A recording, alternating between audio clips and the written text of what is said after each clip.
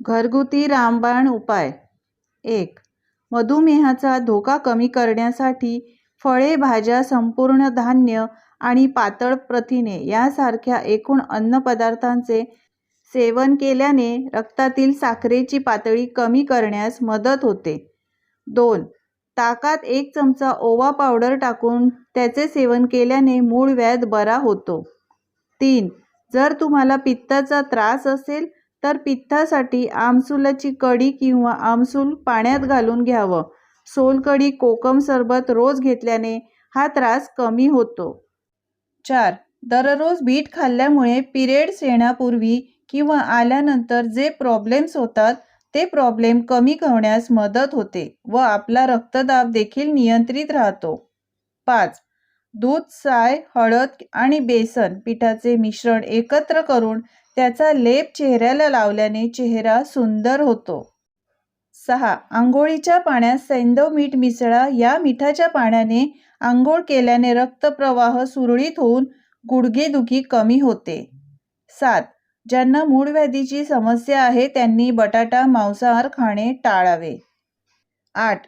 स्नायूमधील ताण किंवा सांधेदुखी तसेच गुडघेदुखी आल्याची पेस्ट बनवून वेदना होणाऱ्या जागी लावा, आराम मिळतो. 9. खजूर आणि मनुका खाल्ल्याने लोहाची कमतरता भरून येते आणि अशक्तपणा देखील दूर होतो.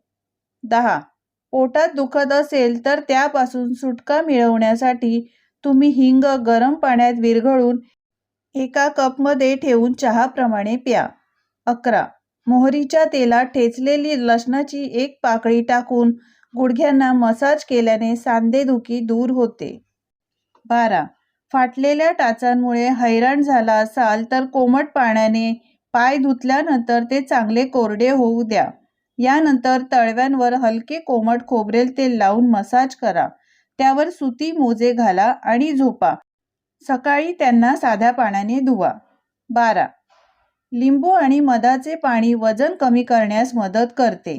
यासाठी तुम्ही सकाळी उठल्यानंतर 1 ग्लास कोमट पाण्यात पाव तुकडा लिंबाचा रस मिक्स करा आणि त्यात 1 चमचा मध घालावे.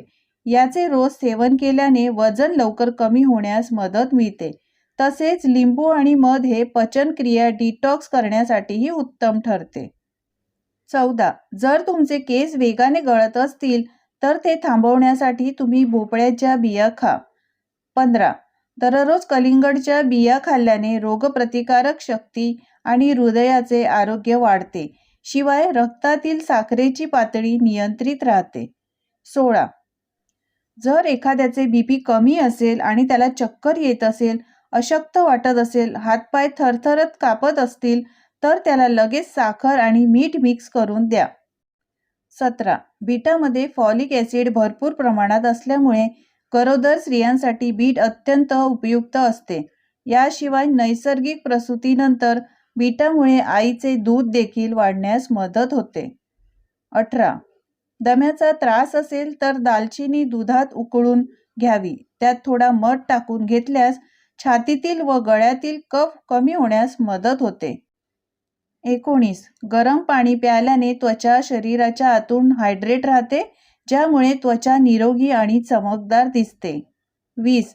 शरीर निरोगी राहण्यासाठी अधिक गडद रंगाच्या हिरव्या भाज्यांचे सेवन करणे, जसे ब्रोकोली, पालक आणि इतर गडद भाज्या. तुमच्या आहारात जास्त लाल किंवा केशरी भाज्या जसे की गाजर, टोमॅटो, रताळे आणि शेंगा यांचा समावेश करावा. 21. कापसाचा 1 बोळा थंड दुधामध्ये भिजवा. तो कापूस 20 ते 30 मिनिटं डोळ्यावर ठेवा. त्यामुळे डोळ्याखाली आलेली काळी वर्तुळे म्हणजेच डार्क सर्कल्स कमी होतील. 22. गाजरांमध्ये फायबरचे प्रमाण जास्त असते, त्यामुळे ते आतड्यांच्या हालचालीवर नियंत्रण ठेवते आणि बद्धकोष्ठता दूर करते. तसेच गाजर हे व्हिटॅमिन ए चा उत्कृष्ट स्रोत आहे, जो डोळ्यांच्या आरोग्यासाठी आणि चांगल्या दृष्टीसाठी देखील खूप फायदेशीर आहे.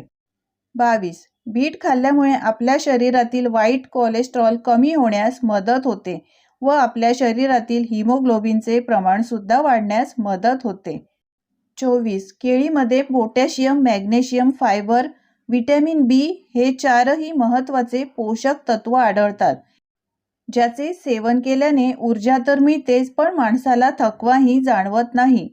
25. आवळा पावडर व धण्याचे दाणे रात्री एका ग्लासभर पाण्यात भिजवून ठेवावे व सकाळी हेच पाणी गाळून प्यावे.